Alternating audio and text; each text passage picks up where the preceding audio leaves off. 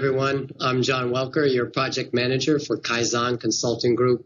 I want to thank all of you for coming here today through this video conference. I know many of you across time zones because you're international and, of course, the U.S. We really appreciate your time. I also want to thank Jerry Davis and the chairman for hiring us in order to help you assess and to recommend organizational changes as you go through this unprecedented period of growth and success. You have earned a highly respected reputation in the industry by building your client trust and confidence in your programs. Your client mantra has been to problem solve through teamwork, to give long-term service, to focus on strategy. But interestingly, these are the same reasons that will cause you to fail in the long term. If your internal working culture and communication styles do not change to meet the demands of your future growth and success. Now, some of you may ask and wonder, what needs to be changed? You've experienced record profits over the past 3 years. New clientele is up 30% in 3 years. You recruit the best talent from the best schools with some of the most competitive pay in the industry. Now, surely you're positioned for future success and growth. Well, that is why we're here today. Yes, your financial success is admirable and certainly worth commending. But we're not going to focus on that today. Most of our analysis and perspective is on human capital as opposed to finance and marketing, with a focus on organizational effectiveness.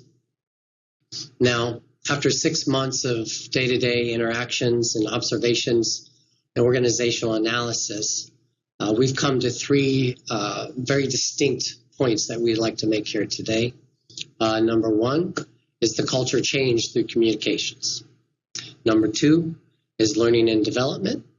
And number 3 is management and leadership effectiveness. Now, as my associates go into a little more detail on these 3 points, since we're all here remotely, you can join us by texting the number 51539 throughout the presentation, and we can address those as we wrap this up. So without further ado, I'd like to introduce our culture consultant, Abdul Mohammed.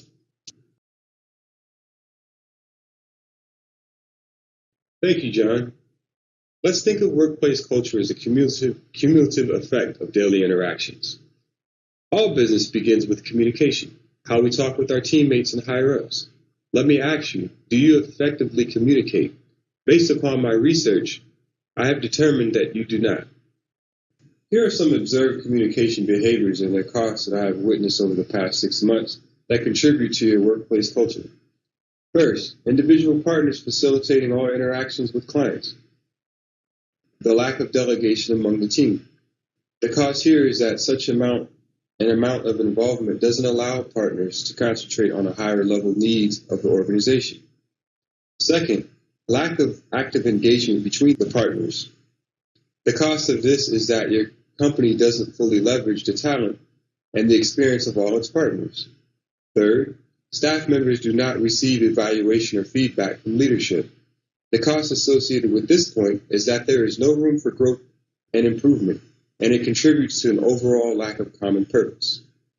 Fourth, overall, there are no formal meetings and evaluations are just non-existent. Cost of this is that unknown lost company potential. The good news is that by addressing your short-term communication problems will lead to turning into long-term solutions. Establish communication techniques into your daily work routine by prioritizing employee personality inventories. Administer a DISC profile assessment by Wiley & Sons, 2010. Second, employee engagement. Utilization of the Speed of Trust exercises by Stephen Covey, 2006. 3. Regular team meetings with agendas and follow-up. Once these changes have been effectively implemented in the short term, our long-term recommendations are: first, develop team skills. Have leaders and employees read The Power of Communication, Skills to Build Trust, Inspire Loyalty, and Lead Effectively by Helio Garcia, 2012. 2, establish performance feedback process. 3rd, participate in team building workshops and events. By implementing these strategies, effective communication will become ingrained to the very workplace culture of your organization and will lead to more long-term results. I thank you for your time and attention today and would like to introduce to you 2 of my colleagues, Anthony, who is our talent systems consultant, and Leanne, who is our organizational development consultant. Thanks, Abdul. As part of the Kaizen model, we assess the effectiveness of your learning and development programs within your organization. And while you've done a tremendous job of not only hiring, but retaining key top talent, hiring and employee retention are only 2 key components of an effective talent management strategy. You must also implement strategies that will help your employees grow within the organization. I will now turn over to Leanne, who will present to you 3 key takeaways from our assessment. First, even though partners expressed the need to develop staff, there was no follow-through or resulting documentation of employee development.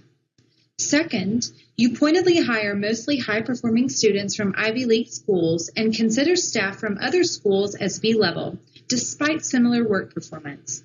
This attitude can lead to distrust within the team. Third, there is no employee development program or plan for advancement that rewards good work over time. Overall, employees expressed a negative attitude toward development at Cambridge, ultimately shedding light on the fact that the current development program is inadequate for your caliber of talent. By implementing a plan for advancement within Cambridge, your organization could achieve significant growth. Kaizen recommends that your organization implement 2 short-term strategies within the next year. In the short term, Kaizen recommends all employees read and complete the assessment in the Strength Finder 2.0 book written by Tom Rath in 2007. Secondly, Kaizen recommends the implementation of career and development plans throughout your organization.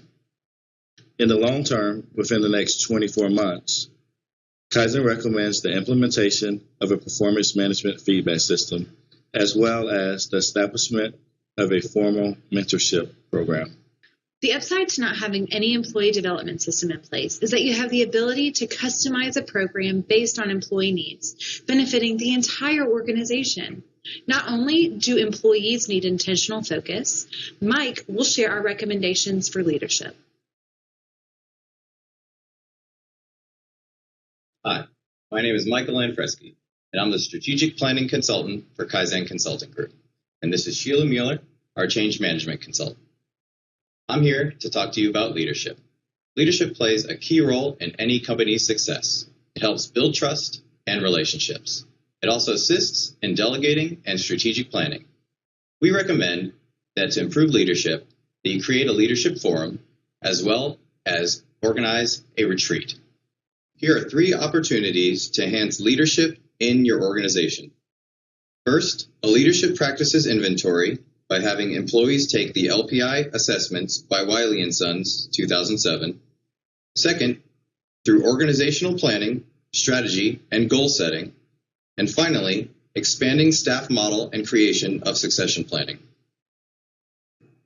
Now that we've talked about your leadership organizational opportunities, we're now going to walk over how to facilitate them into your organization. Sheila? Thank you, sir. So you guys have heard a lot of information today. You heard about culture and communications from Abdul. You heard about employee engagement and development from Leanne and Anthony. And Michael's talked to you about your leadership opportunities. I, as a change management consultant, am going to be involved with the person that we identify within your organization to be the facilitator. You've got a lot of information. We have even more in the booklet that we are going to be giving you. We'll also send it electronically. I'm going to be available, as well as some of our consultants, ongoing for a while as you start to institute all of the assessments. The reason you need to identify a change manager from within the organization is they possess the knowledge of your organization, They know what the culture is. They know what the politics are. This person needs to be a good communicator. So it might be important to go ahead and select that person and perhaps some ancillary staff after you've administered the StrengthsFinder 2.0 that Anthony talked about, that was written by Tom Rath. This will give you the skills set that all of your staff possess. Your change manager is going to be ensuring that the initiatives are completed and that the interests of the organization are met. They need to have knowledge of change management, and if they don't, though, should have the opportunity to go to a learning event so that they understand what they need to be doing. They're the ones that are going to take the lead on how long assessments will take, what the short and long-term goals are. They're going to help with leadership in establishing the timelines to meet everything. They're going to take the lead on transition of all of the assessments. Your change manager is going to need to take the lead on the transition of all the opportunities we've talked to you about within your organization. Your manager is also going to be the leader on the performance feedback system that Anthony, our talent development consultant, talked about earlier. That's all for my piece. I am going to be available to assist your manager in instituting all of the opportunities with your organization. But right now, I'd like to turn it back over to John Welker, our project manager, so he can wrap up the day. Thank you, Sheila. And thank you, Michael. And thank you for the rest of the Kaizen Consulting Group for your presentations today. And 3 basic primary areas of focused organizational effectiveness. Number 1, we have communication.